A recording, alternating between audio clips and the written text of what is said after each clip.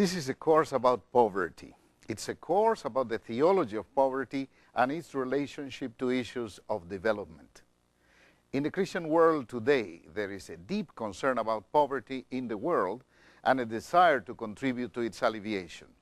This alleviation includes the provision of services that are not available in poor countries through government for the average person, thanks to the volunteer work of specialized professionals. It also includes the provision of material resources such as food and medicines in places where they are not available to a good number of people, either because social structures do not allow for a fair distribution of wealth or because catastrophes create critical situations of need. Thousands of programs and organizations originating in the private sector have developed in recent years in the United States, Canada, Australia, and Europe. And also governments have developed their own programs of aid to the poor across national boundaries. To a certain degree, the survival of some persons in the poorest countries depends on the services and resources provided by these volunteer organizations or non-governmental organizations, NGOs.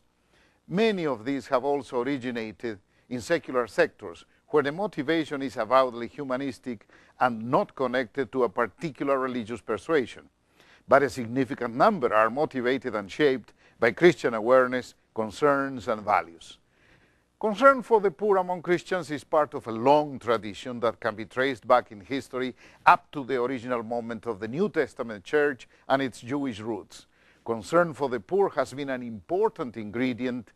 of the Christian missionary movement, though the most recent developments in which we will focus our attention are sometimes the result of a new awareness and a response to recent historical events.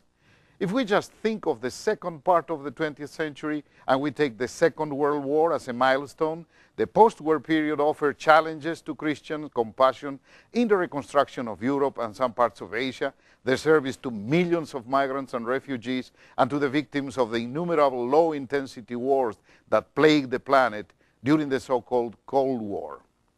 Mainline Protestantism, as expressed in the ecumenical movement, had social concern and action as an important element in its sources, that in many cases connected with the social gospel of the 1920s in the English-speaking world.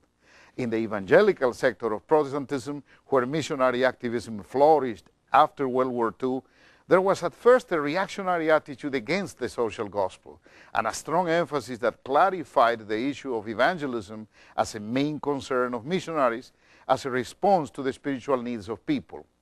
However, the Lausanne movement after 1974 brought in this sector a new awareness that evangelism could not be done adequately without a reference to the social context that surrounded mission.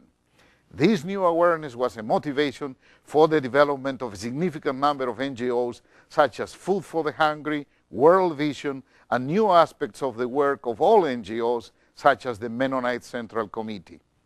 In the Roman Catholic sector during this period, there was a time of renewal, especially significant during Vatican II Council, in which this church redefined its position in face of the modern world. Within the frame of this conciliar renewal from Latin America, where almost half of the Catholics of the world live today, came the ferment of the theologies of liberation, which contributed especially to the return to the biblical sources with new awareness about what they teach on poverty and the responsibility of Christians in face of it.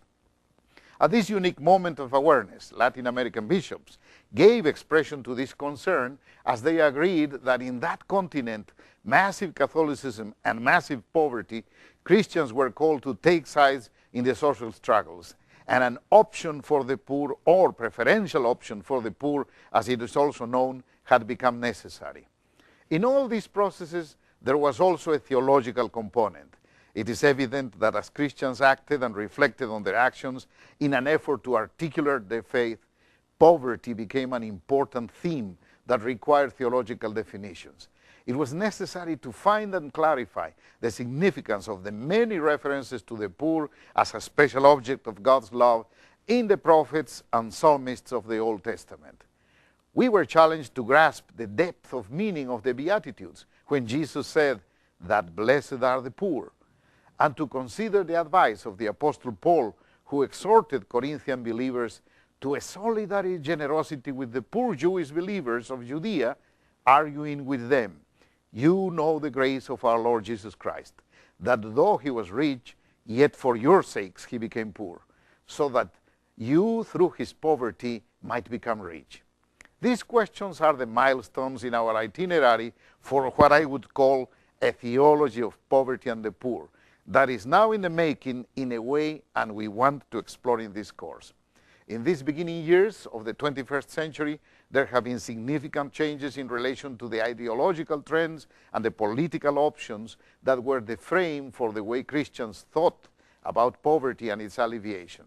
The new frame must take into account the demise of Marxism, the failure of real socialism in the former Soviet Union, the apparent persistence of capitalism as the only alternative for the way of organizing economic and political life of the world, and the coming of globalization as a system and a culture in the relationships of nation states. Half a century of Christian reflection and action give us a good initial ground from which we may build a theological frame that will guide us as we respond to the challenges ahead of us.